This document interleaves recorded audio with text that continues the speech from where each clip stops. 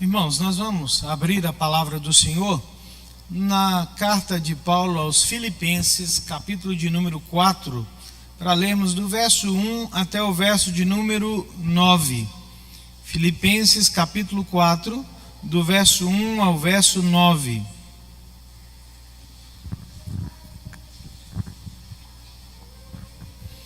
Carta de Paulo aos Filipenses, capítulo de número 4, do verso 1 ao verso 9.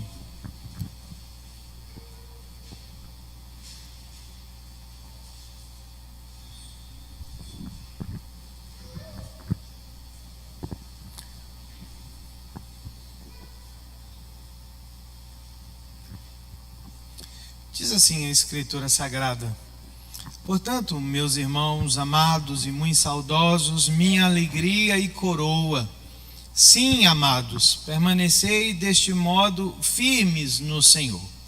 Rogo a Evódia e rogo a Sintique, pensem concordemente no Senhor. A ti, fiel companheiro de jugo, também peço que as auxilies, pois juntas se esforçaram comigo no Evangelho, também com Clemente e com demais cooperadores meus, cujos nomes se encontram no livro da vida. Alegrai-vos sempre no Senhor. Outra vez digo, alegrai-vos. Seja a vossa moderação conhecida de todos os homens. Perto está o Senhor. Não andeis ansiosos de coisa alguma. Em tudo, porém, sejam conhecidas diante de Deus as vossas petições, pela oração e pela súplica com ações de graça. E a paz de Deus, que excede todo o entendimento, guardará o vosso coração e a vossa mente em Cristo Jesus. Finalmente, irmãos, tudo que é verdadeiro, tudo que é respeitável, tudo que é justo, tudo que é puro, tudo que é amável, tudo que é de boa fama, se alguma virtude há, e se algum louvor existe, seja isto o que ocupe o vosso pensamento. O que também aprendestes, recebestes e ouvistes e vistes em mim, isso praticai, e o Deus da paz será convosco. Amém? Vamos orar ao Senhor mais uma vez? Deus de toda graça e misericórdia, mais uma vez nós nos colocamos de forma humilde diante do Senhor, pedindo agora a tua graça quanto à tua palavra e a aplicação dessa palavra aos nossos corações. Sabemos, ó Deus, que sem o auxílio do teu Espírito Santo, as nossas mentes e os nossos corações estão fechados para a tua vontade revelada. É preciso que o Senhor abra os nossos olhos, é preciso que o Senhor destrave os nossos corações, a fim de que compreendamos a tua palavra e que essa palavra se assenhore da nossa vida, da nossa alma, do nosso coração, e que ela produza toda a vontade do Senhor para nós como teu povo. É o que nós humildemente pedimos e desde já agradecemos, em o nome de Jesus. Amém. No início dos anos 50, uma famosa revista americana publicou um artigo na qual enaltecia, a figura de um importante personagem do cenário cultural americano e mundial, a quem o artigo chamou de um homem que havia realmente aprendido a viver. Esse personagem era o jornalista e também escritor, famoso escritor Ernest Hemingway. O artigo dizia que Hemingway era alguém a ser tomado como um modelo para a vida humana, porque ele havia provado que era possível vencer o pecado. De que sentido? A revista dizia que tudo aquilo que era antigo, aquilo que era antiquado, aquilo que era puritano, no conceito de pecado, podia ser facilmente eliminado da vida humana, e a prova disso era Ernest Hemingway, porque aquele homem havia feito de tudo na sua vida. Ele havia feito a cobertura de 2 grandes guerras mundiais. Ele lutou na Revolução Espanhola. Ele esteve em vários conflitos que eclodiram pelo mundo. Ele havia escrito um livro do qual ele se tornou ganhador do Prêmio Nobel de Literatura. Ele havia tido vários casos amorosos com mulheres de todos os tipos. E por isso mesmo ele era a prova viva, né, de que tudo que era conceitualmente pecaminoso do ponto de vista puritano bíblico era algo que precisava ser desvencilhado, porque Hemingway era a prova viva, né, de que era possível aprender a viver. Foi isso que o artigo disse a respeito de Ernest Hemingway. 10 anos depois desse artigo, no dia 2 de julho de 1961, Ernest Hemingway pegou a sua espingarda de caça, colocou sobre a cabeça e detonou, estourou os seus miolos. Porque ele nunca havia aprendido de fato a viver. E no final da sua vida havia pago um preço muito alto por isso. O Dr. Stanley Jones, né, um famoso missiólogo protestante, diz uma coisa muito interessante em um dos seus livros. Ele diz assim: a arte de viver é a menos aprendida de todas as artes. A arte de viver é a menos aprendida de todas as artes. O apóstolo Paulo sabia disso. É por isso que quando nós chegamos à reta final da sua carta escrita para a igreja do seu coração, que é a igreja dos Filipenses, ele quer concluir o seu escrito, a sua carta àquela igreja, falando de forma muito calorosa, de forma muito pastoral, de forma muito exortativa àquela igreja, para que atentem para a necessidade de viver de forma correta. Se vocês se lembram e olharem aí no capítulo 3, verso de número 21, Paulo terminou o seu argumento do capítulo 3 falando sobre a cidadania celestial, que constitui o verdadeiro fundamento, o firme fundamento da vida cristã. Ele diz assim: olha, porque nós vivemos na contramão, é porque nós vivemos com a certeza de que a nossa verdadeira cidadania está nos céus. E é por isso que o apóstolo Paulo, né, para ele, a vida presente, ela só pode ser motivada por esse conhecimento que nós temos do futuro. O cristão, como um cidadão dos céus, é aquele que entende, né, que esse é o seu status enquanto ele aguarda pelo Salvador, enquanto ele espera para a conclusão de todas as coisas, vivendo nesse mundo. Ele vive como se já estivesse lá. Esse é o firme fundamento da compreensão, né, da vida verdadeira. E Paulo então passa a tratar disso, né, e ele fala sobre essa manifestação na terra, desses desdobramentos, dessas implicações da cidadania celestial. E no capítulo 4 ele vai então nos dirigir, né, para essas implicações. Como é possível viver aqui, né, sendo cidadão dos céus? Como é que nós aprendemos a viver, né, de forma firme no Evangelho enquanto nós aguardamos a manifestação do Senhor Jesus Cristo? Primeira coisa que Paulo nos diz nesse texto é que nós precisamos ter relacionamentos que estejam harmonizados com os propósitos do Evangelho. Olha aí para o verso de número 2 e 3 do texto. Ele diz assim: rogo a Evódia e rogo a Sinteque, pensem concordemente no Senhor. A ti, fiel companheiro de jugo, também peço que as auxilies, pois juntas se esforçaram comigo no Evangelho, também com Clemente e com demais cooperadores meus, cujos nomes se encontram no livro da vida. O apóstolo Paulo começa a sua exortação apontando para uma condição que ele tinha conhecimento que de alguma forma atrapalhava a vida da igreja de Filipos. E ele nomeia esse problema, né, pelo nome dessas duas irmãs, Evódia e Sintique. Talvez para nós hoje, né, nós estranharíamos o apóstolo Paulo dando nomes aos bois, como nós dizemos assim, olha, essas duas pessoas são ou causam um problema na igreja hoje. Mas naqueles dias, né, a nomeação dessas pessoas era uma indicação não de desonra, mas de honra.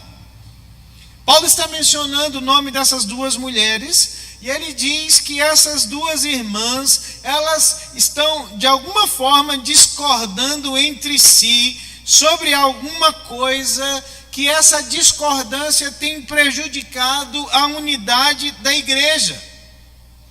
E essa discordância não é por questões de doutrina, essa discordância não diz respeito a heresias.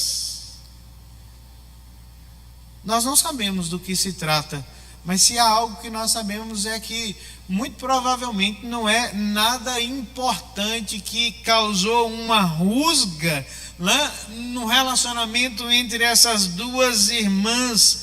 E então Paulo olha para um terceiro personagem, né, na carta aos Filipenses, que ele chama de fiel companheiro de jugo, que provavelmente é Lucas, o médico que Paulo havia deixado em Filipenses para pastorear aquela igreja, já depois da fundação da igreja, e ele pede auxílio e diz assim, olha, ajude essas duas irmãs a que pensem concordemente no Senhor. Ele reconhece que ao mesmo tempo há discordância, que há dificuldades entre essas duas irmãs, por coisas que não são coisas importantes, mas ele pede auxílio a esse irmão, provavelmente ao pastor da igreja, para que auxilie essas irmãs na volta, né, na que o relacionamento seja restaurado em torno daquilo que importa. Paulo sabe que não é fácil conviver em comunidade. Um antigo poema, né, americano dizia o seguinte: habitar em cima com os santos que nós amamos, isso será glória. Mas habitar aqui embaixo com os santos que nós conhecemos, isso é outra história. Habitar com os santos que nós amamos nos céus, que glória! Mas morar com os santos que nós conhecemos aqui na terra, isso é outra história. Não é fácil viver em comunhão. Nas florestas da América do Norte, o animal mais temido que há naquele ambiente é o urso pardo, né? Um animal que não tem predadores, um animal que não tem nenhum outro animal que lhe cause confronto. Um animal que com o único golpe da sua pata é capaz de pôr fim, de acabar com a vida de qualquer outro animal ou do próprio homem. Mas há algo interessante sobre aquele ambiente e esse animal, porque há um único animal que o urso pardo não ataca. E ele até permite que esse animal compartilhe da sua refeição, mesmo sendo seu adversário. Sabe que animal é esse? O gambá. O urso pardo não gosta do gambá, mas ele decidiu que é melhor conviver com o gambá do que permitir que o gambá contamine o ambiente. Essa é uma ilustração, irmãos, que serve muito bem para nós entendermos o que significa ter relacionamentos que são harmoniosos em torno do Evangelho. Porque muitas vezes nós precisamos aprender com os gambás que se apresentam, né, nos nossos ambientes. E pasmem vocês, às vezes o gambá é você e sou eu. Mas muito melhor do que a confrontação é aprender a viver de forma harmoniosa. E Paulo sabia disso, é por isso que Paulo sabe que em todas as igrejas há gambás, por assim dizer. E ele então olha para aquele pastor e diz assim: olha, auxilie essas irmãs, né, a que elas se preocupem com o que é realmente importante. Elas precisam pensar concordemente no Senhor. E Paulo traz então para aquelas irmãs memórias abençoadas. Ele diz assim: olha, lembre a elas que elas lutaram lado a lado comigo em prol do Evangelho. A linguagem que o apóstolo Paulo usa aqui é a linguagem de luta, de gladiador. Ele diz assim: olha, essas irmãs já pensaram juntas, elas defenderam o Evangelho. É bem possível que essas duas irmãs fizessem parte lá daquele grupo de oração que se reunia na beira do rio, quando Paulo chegou em Filipos e não encontrou sinagoga, e fez daquele grupo lá onde Lídia se converteu, né, um lugar onde ele pregou o Evangelho. É bem possível que Evódia e Síntique estivessem lá e que abraçaram o Evangelho da mesma forma que Lídia abraçou, e que se tornaram duas mulheres valorosas no trabalho para a igreja. Paulo lembra, né, isso, e diz assim: lembre a elas que elas já estiveram lado a lado pelo Evangelho.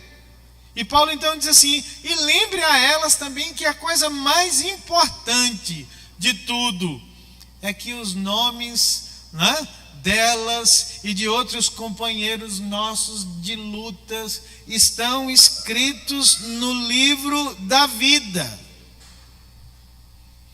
A Bíblia diz que depois que Jesus mandou os discípulos na chamada missão dos 70, quando eles retornaram efusiantes de alegria, porque eles diziam o seguinte: olha, nós descobrimos que quando nós pregamos, o diabo se submete a nós, que quando nós falamos, damos autoridade, usamos a autoridade da tua palavra, ele se submete a nós. Jesus disse a eles de forma bem simples assim: olha, não se alegrem porque o diabo obedece vocês, porque os demônios submetem a vocês, mas há uma única razão da sua alegria: se alegrem porque o nome de vocês está escrito no livro da vida. Isso é tudo que importa. Paulo está chamando a atenção e diz assim: olha, lembre a essas irmãs que elas já estiveram juntas por aquilo que verdadeiramente importa, que é a pregação do Evangelho, e lembre a elas que elas estarão juntas na reta final de tudo, porque o nome delas está escrito no livro da vida.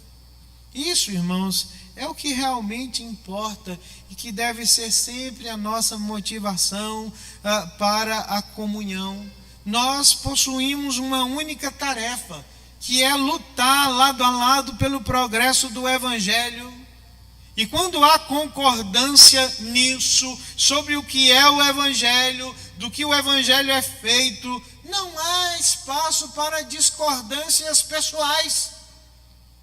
É bem possível que essas duas mulheres tenham brigado por bobagem, pela ornamentação da igreja. Uma queria de uma cor, outra queria de outra, por bobagem, porque geralmente é assim. Quando nós permitimos que aquilo que é mais importante fique de lado, e nós então nos entregamos às nossas questões pessoais, a discordância reina. Paulo diz assim: lembre a elas que nós só temos uma única missão, que é trabalhar em prol do Evangelho, e lembre a elas que nós possuímos uma única recompensa: os nossos nomes estão escritos no livro da vida, e o que passar disso acabou, não tem mais o que ser dito, não tem mais o que ser colocado. Nós precisamos nos lembrar disso enquanto nós servimos a causa do Evangelho, porque as nossas vidas como crentes só permanecerão firmes neste mundo enquanto vivemos, ou como igreja, só permaneceremos firmes no Senhor quando o Evangelho for sempre o foco da nossa missão. Não é exigido que nós concordemos sobre tudo, mas a palavra do Senhor nos diz que nós precisamos concordar sobre aquilo que verdadeiramente importa, sobre a nossa missão, sobre a nossa recompensa, porque é isso que nos torna um no Senhor.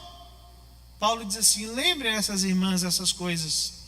A segunda coisa que ele nos diz a respeito de viver firmado no Evangelho nesse mundo é que nós precisamos exibir uma alegria desafiadora no nosso coração. Olhem para os versos de número 4 até o verso de número 7. Paulo diz assim: alegrai-vos sempre no Senhor. Outra vez digo, alegrai-vos.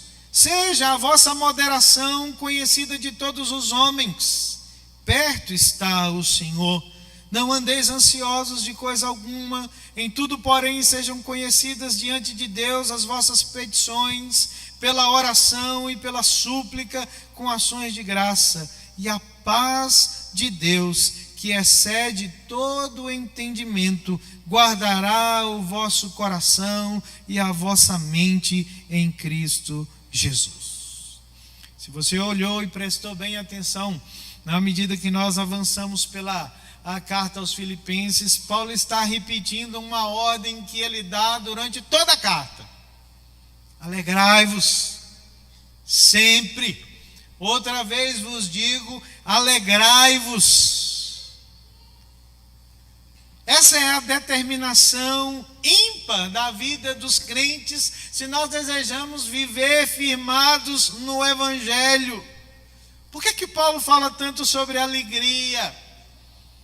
Teólogo chamado Karl Barth diz que quando nós examinamos a alegria na carta aos Filipenses, nós descobrimos que Paulo usa a alegria como um desafio à vida cristã. Ele diz assim: olha, a alegria é um desafio à nossa natureza ingrata humana.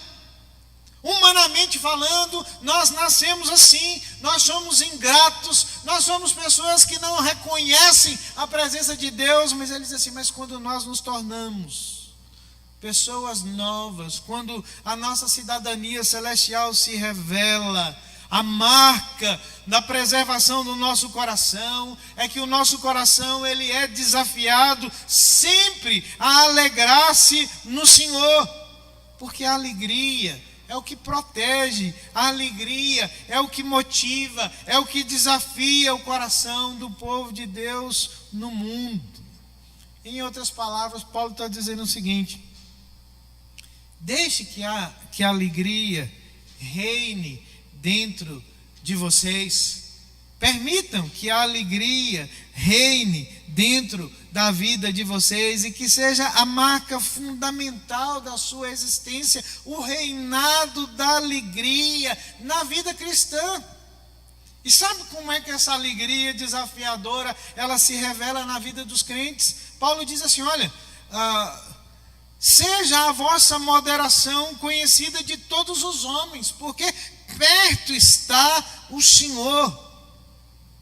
A palavra utilizada pelo apóstolo Paulo para moderação é uma palavra muito interessante, porque cabe a ela várias traduções possíveis, no universo da língua grega, mas há algo em particular que eu gostaria de chamar a sua atenção e a minha nessa noite, porque a moderação pode ser traduzida também por gentileza e suavidade. Paulo está dizendo assim, em outras palavras, que o seu coração seja governado pela alegria, que ele seja inspirado pela alegria, porque quando a alegria governa a vida do povo de Deus, essa alegria ela transborda em suavidade, em gentileza. Porque a vida cristã é isso. Nós fomos suavizados pela graça de Deus. E Deus espera que, de forma alegre, né, quando a alegria governa a nossa vida, essa mesma suavidade seja transferida para as outras pessoas. Nós precisamos viver nesse mundo com suavidade.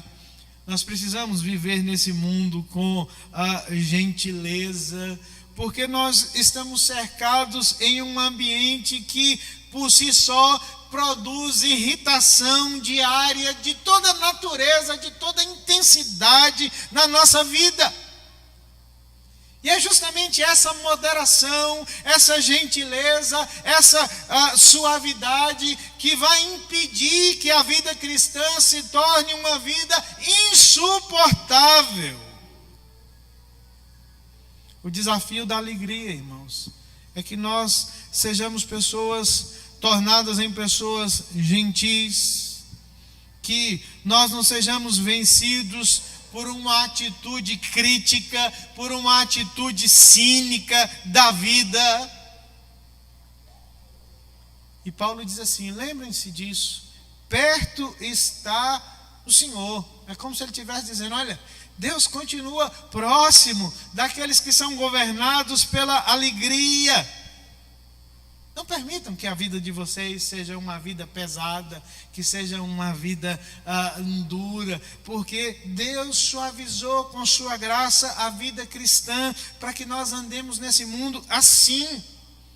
E Paulo ainda fala sobre essa manifestação de alegria em um outro aspecto. No verso de número 6 ele diz assim: não andeis ansiosos de coisa alguma.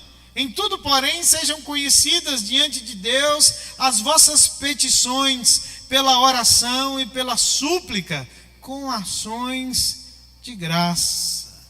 Em outras palavras, Paulo está dizendo o seguinte: não há nada com que se preocupar nessa vida.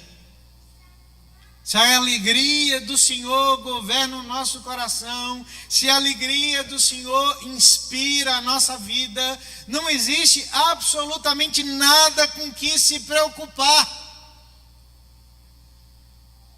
Alguns anos atrás, um pesquisador americano, em uma importante faculdade, universidade, resolveu fazer uma pesquisa, né, sobre as coisas com que as pessoas desse mundo moderno se preocupam. E os resultados da sua pesquisa são muito interessantes, que eu queria compartilhar com vocês nessa noite. Ele diz assim: olha, 40% das coisas com as quais nós nos preocupamos nunca acontecem na nossa vida. 40%. 30% das nossas preocupações dizem respeito a coisas do passado, coisas que não voltam mais para a nossa vida. 12% são coisas que são preocupações desnecessárias com a saúde. Tipo assim: meu Deus, será que eu tenho tal doença?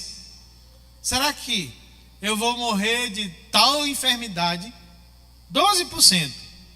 10% são preocupações de cunho mesquinho, trivialidades da vida. E ele chegou então à conclusão para dizer o seguinte: apenas 8% das nossas preocupações são realmente preocupações legítimas. Sabe o que é que isso significa? Que 92% do nosso tempo de preocupação é completamente desperdiçado com coisas sem função, sem nenhum sentido na nossa vida. Percebam como nós desperdiçamos o nosso tempo.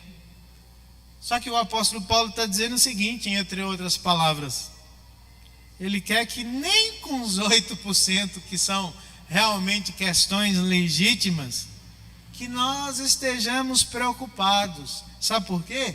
Porque Paulo diz assim: não existe nenhuma coisa por menor que seja, que nós não temos a liberdade de apresentar ao nosso Deus em oração, em petição e em súplica. E ele diz assim: não há nada com que se preocupar. Sabe por quê? Porque quando nós nos preocupamos, nós estamos realmente dizendo a Deus que Deus não pode cuidar de nós, que os nossos problemas são maiores que as suas promessas na nossa vida. Paulo diz assim: se a alegria desafiar o coração de vocês, se a alegria inspirar o coração de vocês, ao invés de se preocupar, orem por tudo, com gratidão ao Senhor. E sabe qual será o resultado? Ele diz no verso de número 7, a paz de Deus, que excede todo entendimento, que nós não conseguimos explicar, guardará o vosso coração e a vossa mente em Cristo Jesus. William Hendricks, um importante teólogo americano, diz assim, que a paz é o sorriso de Deus refletido na alma do crente.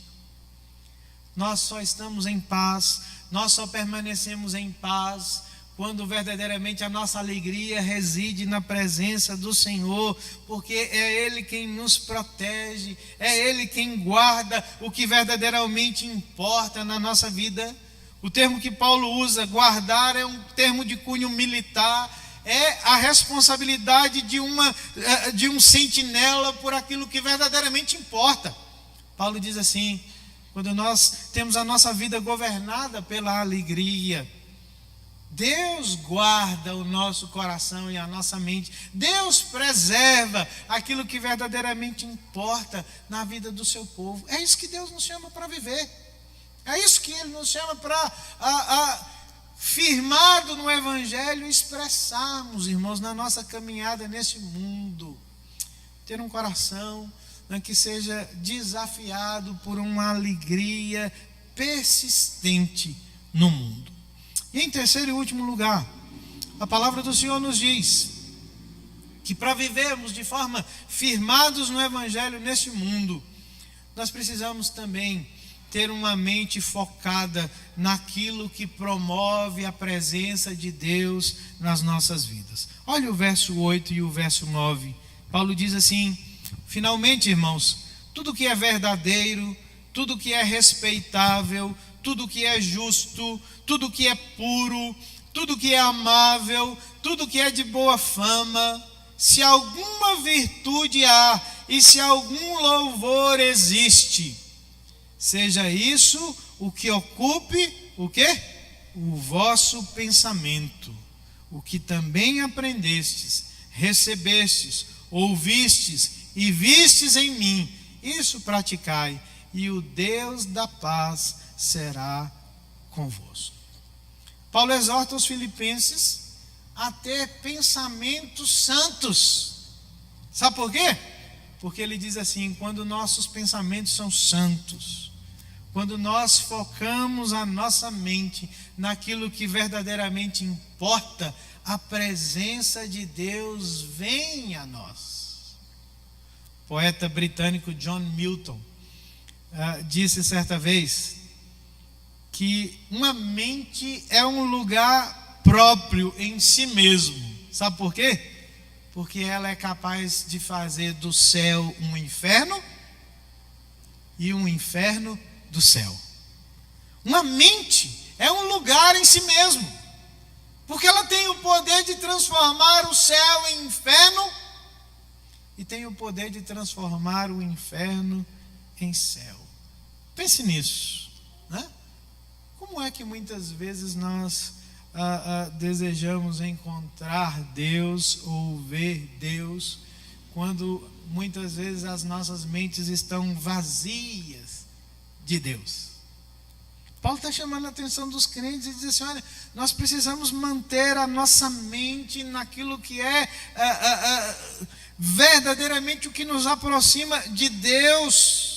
Percebam que a lista que Paulo está fazendo dessas características são características do próprio Deus. Ele diz assim: olha, é o que é verdadeiro, o que é respeitável, o que é justo, o que é puro, o que é amável, o que tem boa fama.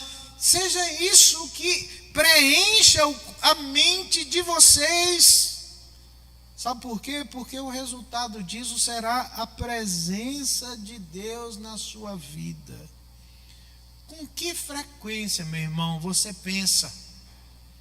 Com que frequência você reflete profundamente sobre as coisas mais importantes da sua vida?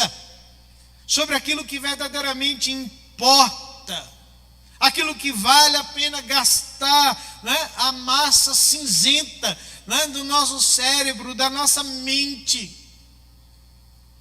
Paulo está chamando a nossa atenção para isso. Ele deixa absolutamente claro que verdadeiramente importa para vivermos uma vida cristã é que nós precisamos pensar profundamente sobre Deus, refletir, meditar sobre a verdade da sua palavra. Porque quando nós fazemos isso, né, quando a nossa mente se torna cheia, né, desses pensamentos relacionados a Deus, ela nos dirige à presença de Deus. Paulo não está dizendo que nós somos chamados para pensar positivamente, viu? Antes que os irmãos sejam tentados a pensar, porque a gente vive em um mundo que as pessoas dizem, olha, é só pensar positivamente. Pense positivamente que tudo dá certo. Não é isso.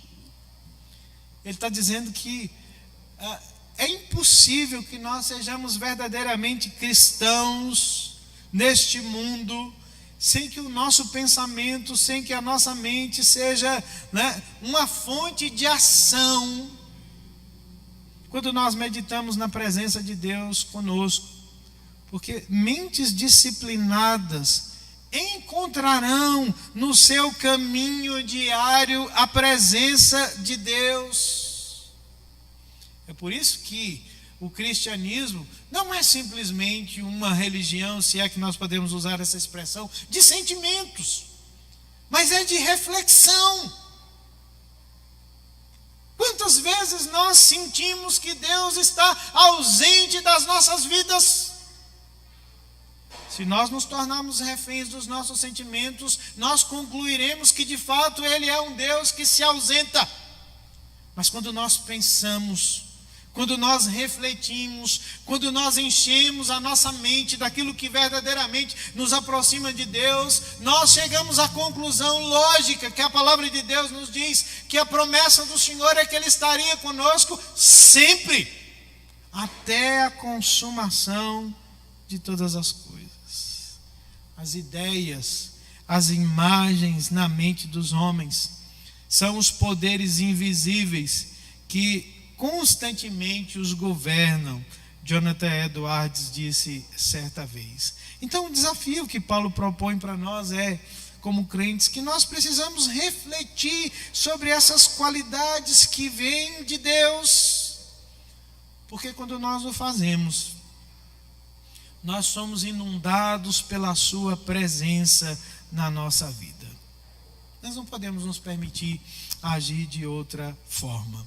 Algum tempo atrás, houve um noticiário nos Estados Unidos a respeito da história de uma mulher que ficou conhecida como Maria Lixeira, né?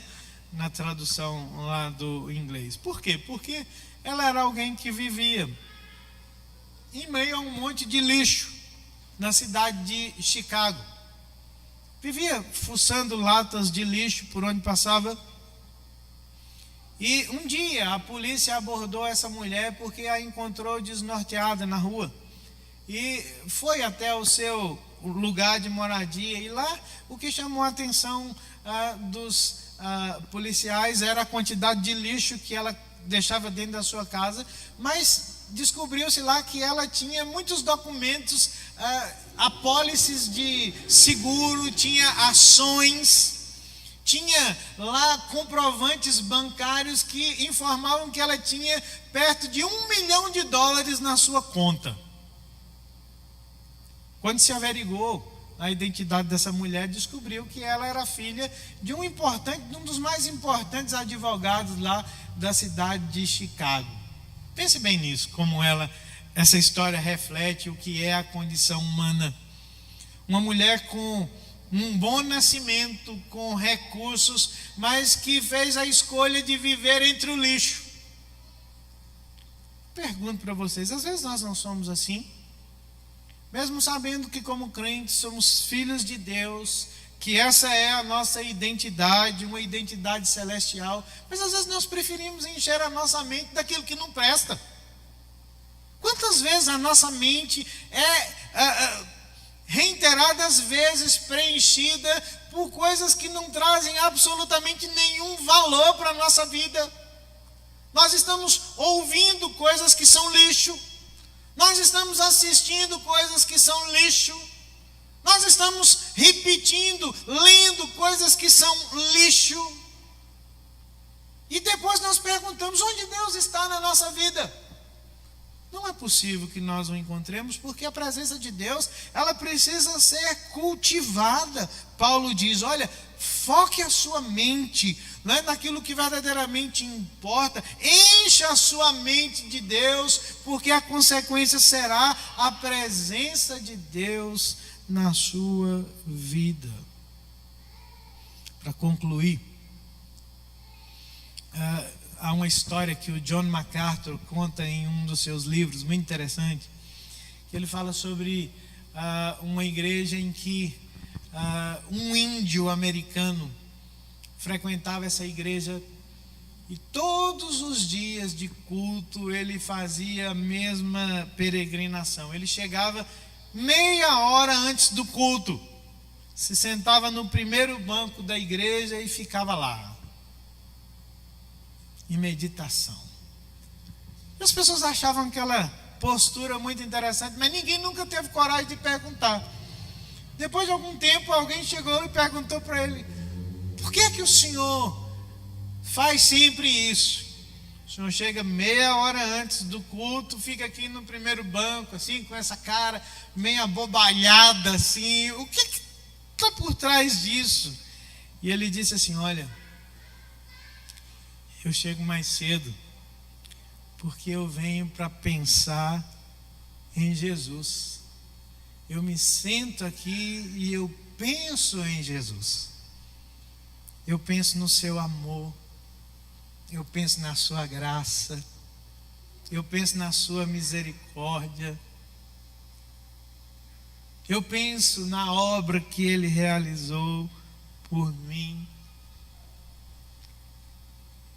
Quanto mais eu penso em Jesus, mais eu me sinto seguro na sua presença. A presença de Jesus me permite adorá-lo como ele deve ser adorado. Por isso que muitas vezes os nossos cultos, eles para nós não servem absolutamente nada, né? Porque a gente não pensa. A gente chega com a mente cheia do mundo. A gente sai com preocupações da nossa semana. E a gente fica procurando onde está a presença de Deus nas nossas vidas. A arte de viver é uma das menos aprendidas de todas as artes. Ernest Hemingway nunca aprendeu a viver, porque faltou a ele aquilo que de fato nos credencia a viver nesse mundo.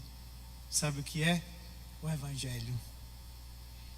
Quando a nossa vida está firmada no Evangelho, quando nós sabemos qual é o nosso destino, qual é a nossa cidadania, nós vivemos aqui de forma muito melhor. Porque os nossos relacionamentos, eles se tornam harmoniosos em torno daquilo que verdadeiramente importa. Porque o nosso coração é um coração que é constantemente desafiado a se alegrar, mesmo contra tudo e contra todas as circunstâncias. Porque a nossa mente, ela se enche de Deus e consequentemente a gente passa a enxergar Deus dirigindo a nossa vida até o dia em que Ele completa a nossa caminhada nessa vida. E de fato, nós nos tornamos plenamente cidadãos dos céus, cidadãos da nossa verdadeira pátria celestial. Que Deus nos abençoe e que a sua palavra encontre um lugar sempre oportuno nos nossos corações.